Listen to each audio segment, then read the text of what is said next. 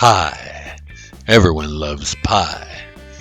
I've even had pie with nothing but bacon in it. So here we were on the third day of a 4-day motorcycle trip. After running the harrowing Coronado Trail the day before, going to Pie Town as our reward seemed like a piece of cake. What better way to celebrate surviving the infamous Devil's Highway? There's nothing more angelic than the satisfying decadence of sweet, sweet pie. And among motorcyclists in this area, there's no other treasured pilgrimage one can take but riding way, way out in the middle of flat, dry nowhere to pay one's respects at the historic Shrine of Pie, the Pie-O-Neer Pie Shop in Pie Town, New Mexico. And best yet, for the ride I had 136 horses under me powering my trip, and that's far better than the 1 horsepower they give you to ride on Acapulco Beach. You can feel quite adventurous after successfully riding the Coronado Trail. On that third morning we were so intrepid and filled with adventure that we turned down the easy breakfast by our motel in Springerville and decided to run down the road 60 miles to the little town of Reserve, New Mexico, because we heard Ella's Cafe was a good place to eat. Reserve is a little village, population less than 300, but it has 2 grocery stores, a hardware store, a bar, fairgrounds, and a health clinic. In history, it's the site where El Fuego Baca held off a gang of Texan cowboys who wanted to kill him for arresting cowboy Charles McCarty. There's a statue of Baca in the town of Reserve. It dramatically shows him shooting his way out of a bad situation. He was a gunfighter, law enforcement officer, lawyer, and politician who became an American folk hero of the New Mexico Territory frontier. As he said it, his goal in life was to be a peace officer and for the outlaws to hear his steps a block away. But today our BMW Group is making its own history. Today is the annual pilgrimage to Pie Town. They say a pilgrimage is a journey to a sacred place, often undertaken for religious devotion or spiritual renewal. These journeys can be long or short and are undertaken for reasons like seeking forgiveness, fulfilling a vow, expressing gratitude, or deepening one's faith. The act of leaving the familiar and focusing on a spiritual quest is central to the experience, which can be both an outer journey and an inner one of transformation. A piece of pie to a motorcyclist is all of that and more. It's hard to describe in words. And if you're willing to ride this far out into nowhere, then you're definitely leaving the familiar behind, all in a spiritual quest for a heavenly piece of pie. Our day's route was all planned out, from Springerville to Reserve at 60 miles to breakfast. Afterwards, we'd head up the road about 13 miles to a little spot called Apache Creek, with a population less than 70 souls. Right there you'll find 2 junctions. One flows water, the other flows traffic. That's where Telerosa River and Apache Creek meet. And that's also where New Mexico Highways 12 and 32 meet. The place is so small that we missed the turnoff at first and had to double back to stay on track. From there it would be a straight run of about 43 miles to Quemado, a little town at the junction of 32 and Highway 60. At that point we'd have Pie nearly in sight. It would only be a 20-mile straight zip down Highway 60 to fresh-baked pie promised land.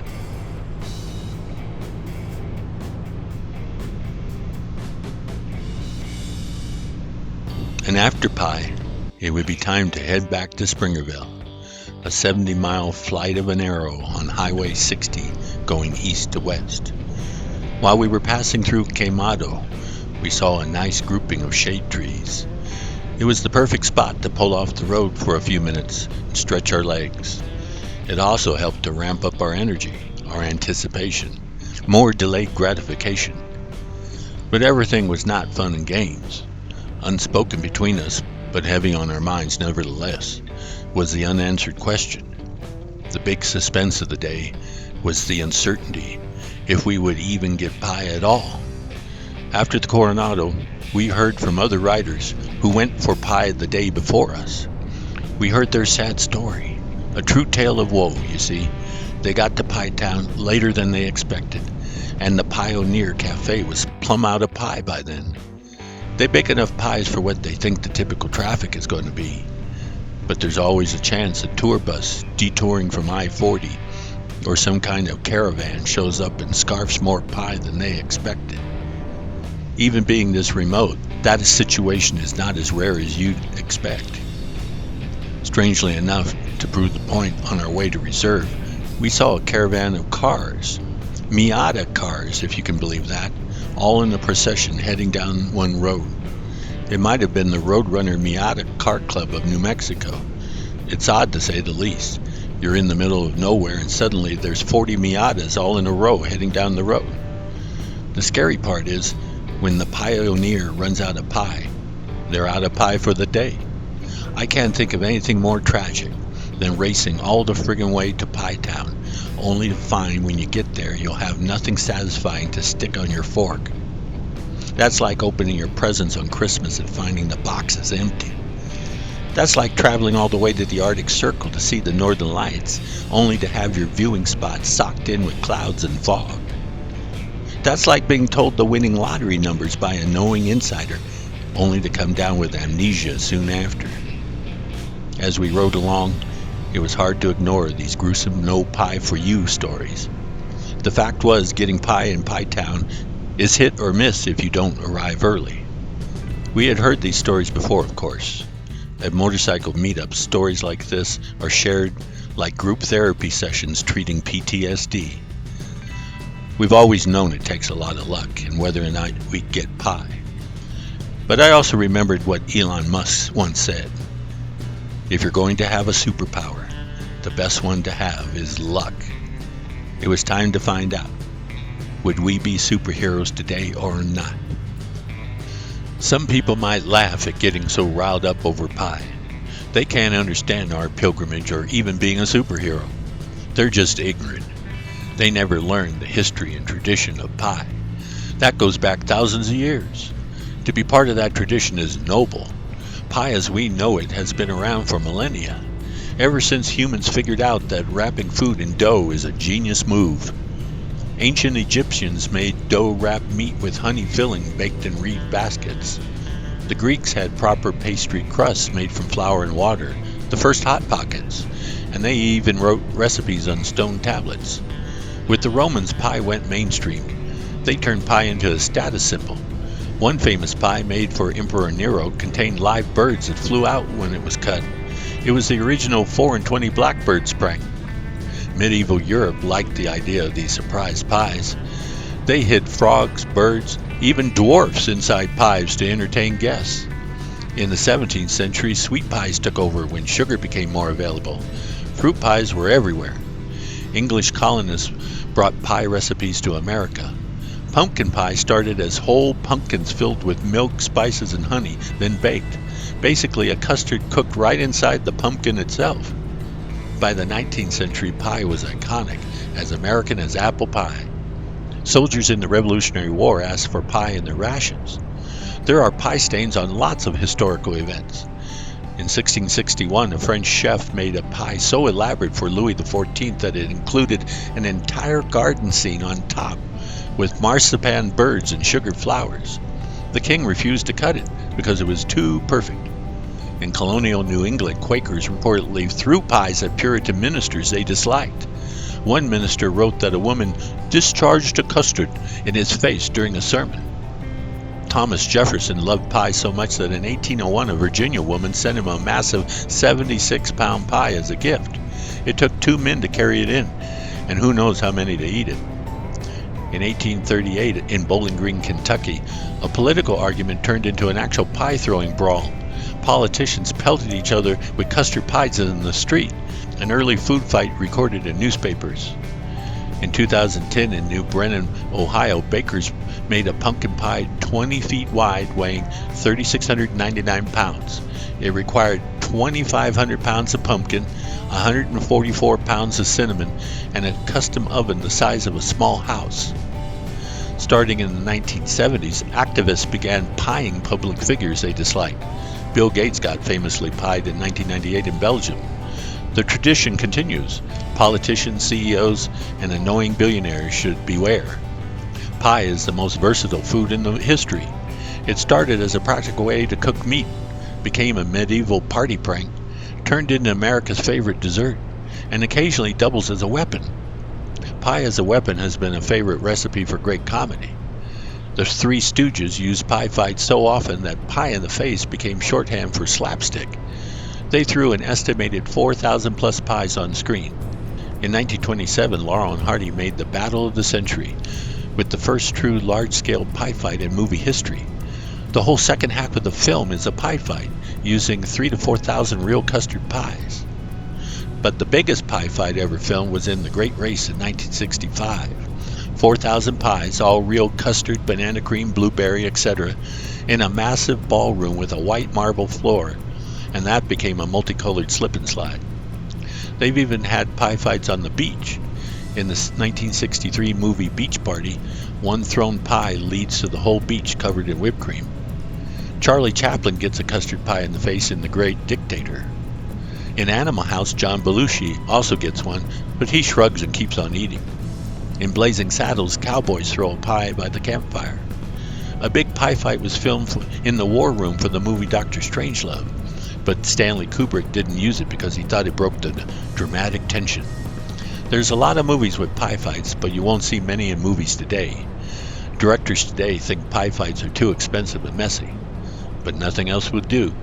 It always has to be a pie fight. 3-bean salad fights just would never catch on. Pies may be funny, but it can also be serious business. Pie has been regulated, banned, taxed, and fought over in courts and parliaments for centuries. In 1644, England passed the pie ban law. During the English Civil War, Cromwell's Puritan Commonwealth outlawed mince pies because they were too Catholic and sinfully rich. In the 1650s, the Massachusetts Bay Colony proposed no pie on Thanksgiving. Puritans in early New England didn't ban pie outright, but they strongly discouraged superfluous foods like rich fruit pies on holy days. In the 18th and 19th century, Great Britain had ongoing pie tax debates. Pie escaped most food taxes, but there were endless parliamentary arguments about whether a hot meat pie sold on the street counted as prepared food and was taxed, or bread and not taxed. In 1784, William Pitt the Younger tried to tax pies as part of a luxury food crackdown. He lost that argument and had to back down. In 1927, Iowa passed the infamous pie law, forbidding merchants from giving away free slices of pie or cheese with purchases, because it was considered unfair competition. The case went all the way to the Iowa Supreme Court. The court ruled the free pie was perfectly legal, one of the great victories for pie lovers in legal history. California's unbaked pie law is still on the books. California Food and Agricultural Code makes it illegal to sell or transport unbaked fruit pies without a permit, because they might carry fruit flies or pests. So a frozen Marie Callender's pie technically violates state law unless the seller has the right paperwork. In the 1990s, the USDA and FDA argued for years over whether a pot pie is a meat pie, therefore USDA jurisdiction, or is it a bakery product, FDA jurisdiction. This determined who got to inspect chicken pot pies. The USDA eventually won. Australia has their 4 and 20 meat pie regulations, strict rules about what can be called a meat pie. It must contain at least 25% meat. A company was fined for selling meat pies that were only 18% meat, the rest mostly gravy and soy protein. In Great Britain in 2012, Chancellor George Osborne tried to slap a 20% VAT on hot takeaway foods, including freshly baked pies and Cornish pastries.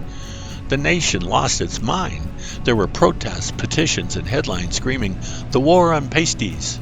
Osborne backed down and created a hilarious legal distinction. A pie is only taxable if it is deliberately kept hot after baking, under a heat lamp. If it's simply cooling naturally on the counter, it's zero rated, not taxed. Bakers now leave pies out longer on purpose to avoid the tax. Pie has been banned by religious dictators, fought over in parliaments, defended in court, even has its own loopholes in modern tax laws. It's one of the most legislative desserts on earth. Yep, it's true. No other food but pie is so baked into our culture in so many ways. The last stretch of road into Pie Town seemed like an easy straightaway into the home stretch. But when you're on a quest for pie, never let down your guard. On the day we rode Highway 60, we were greeted with an oncoming pickup truck announcing wide load to follow. That sign wasn't kidding. Shortly thereafter, 3 big rigs hauling massive white boxes came barreling down the road, stopping for no one. Traffic coming the other way had better move over, off the road even. The white boxes had no markings other than a small sign announcing danger, high voltage. I don't know what really was in those boxes, but you have to admit, it was clever to put a high voltage sign on the outside to keep people out. After that bit of excitement, we ran the last few miles into Pie Town. On the north side of the street, there's a tall tower. It's a landmark. Nearby, you'll find the famous stop sign. And by that sign, you'll arrive at the gathering place, the Pie-O-Neer. We got there a little after 2 o'clock. They closed at 4. We held our breath until we got inside and finally saw pie. We were in luck. It was superhero time. They didn't have a whole lot left, but what they had was worth the trip. I had pear, ginger, cranberry, walnut pie. They also had a piece of their famous apple, green chilies, and pine nuts pie. We sat and ate and settled in. It's the kind of place you can sit and enjoy for hours. Time seemed to stop while we were inside. Pretty soon, we were the only customers in the place. It's a place with good food and good energy. We didn't want to return to Springerville facing a low-setting sun, so we needed to leave.